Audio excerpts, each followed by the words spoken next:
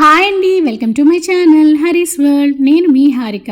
ఈరోజు చూపించే రెసిపీ టమాటా పప్పు. టమాటా పప్పే కదా, అందరికీ తెలిసిందే, ఈజీ కదా అని అనుకుంటారేమో. బట్ నేను చూపించే ప్రాసెస్ మాత్రం హోటల్ స్టైల్ టేస్ట్ ఉంటుందండి. అది ఎలాగో చూసేద్దామా?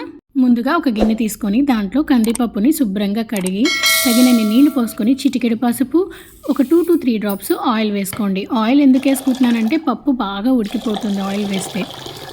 ఇవి ఒక 3 to 4 విజిల్స్ వచ్చేదాకా రానివ్వాలి. నేను చూపించే ఈ రెసిపీ క్వాంటిటీ వచ్చి ఒక చిన్న ఫ్యామిలీకి సరిపోతుందండి. కందిపప్పు ఇంచుమించుగా ఒక 100 గ్రామ్స్ తీసుకున్నాను. 2 ఉల్లిపాయలు, 4 టమాటాలు, 7 పచ్చిమిర్చి తీసుకున్నాను. కందిపప్పు ఉడికేలోపు ఒక చిన్న మాట, మీలో ఎవరైనా నా వీడియోస్ని ఫస్ట్ టైం చూసినట్లయితే సబ్స్క్రైబ్ చేసుకోవడం మర్చిపోకండి. అలాగే పక్కనే ఉన్న బెల్ ఐకాన్ని క్లిక్ చేయండి. 3-4 విజిల్స్ వచ్చేదాకా ఉడికించుకున్నాక పప్పు చూసారా ఎంత మెత్తగా ఉందో.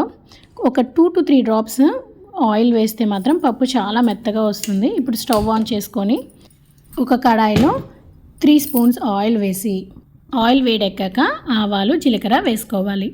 రాచిప్పలు కొంచెం వేడెక్కడానికి కొద్దిగా టైం పడుతుంది. ఒక్కసారి వేడెక్కిందంటే ఫాస్ట్గానే వంట అయిపోతుందండి. ఇలా ఆవాలు టపటపలాడాక ఎండుమిర్చి, కరివేపాకు, పొడవుగా తరిగిన పచ్చిమిర్చిని కూడా వేసుకొని ఒకసారి ఫ్రై చేసుకున్నాక మీడియం సైజులో కట్ చేసుకున్న ఉల్లిపాయలను కూడా వేసి ఉల్లిపాయలు గోల్డెన్ కలర్ వచ్చేదాకా ఫ్రై చేసుకోవాలి. దీంట్లోనే రుచికి సరిపడా ఉప్పు వేసుకొని ఒక 5 నిమిషాలు మూత పెట్టి తీస్తే బాగా ఫ్రై అవుతాయి. ఈ విధంగా ఫ్రై అయ్యాక కొద్దిగా కారం యాడ్ చేసుకుందాం. టమాటా పప్పులో ఎన్ని పచ్చిమిర్చి వేసినా కారం వేస్తేనే టమాటా పప్పుకి టేస్ట్ వస్తుందండి. మిగతా పప్పులకి కారం వేయకపోయినా పచ్చిమిర్చి టేస్ట్ చాలా బాగుంటుంది, కానీ టమాటా పప్పుకు మాత్రం కంపల్సరీగా కారం వేసుకోవాలి. ఇప్పుడు మీడియం సైజులో కట్ చేసుకున్న టమాటాలను కూడా వేసుకొని మూత పెట్టుకొని టమాటాలు బాగా మగ్గేదాకా ఉడికించుకోవాలి.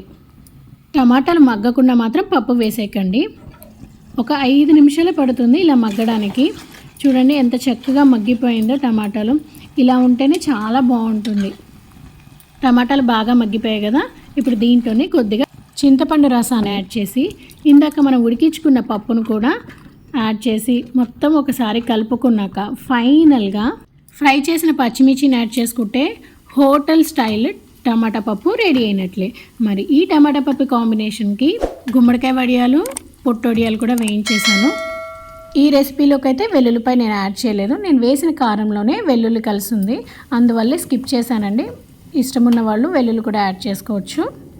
తప్పకుండా ఈ రకంగా ట్రై చేయండి, చాలా అంటే చాలా టేస్టీగా ఉంటుంది. మరి ఈ వీడియో కనుక మీకు నచ్చినట్లయితే లైక్ చేయండి, షేర్ చేయండి, ఫాలో అవ్వండి. మరొక మంచి వీడియోతోటి మీ ముందుకు వచ్చేస్తాను. And thank you for watching. Bye.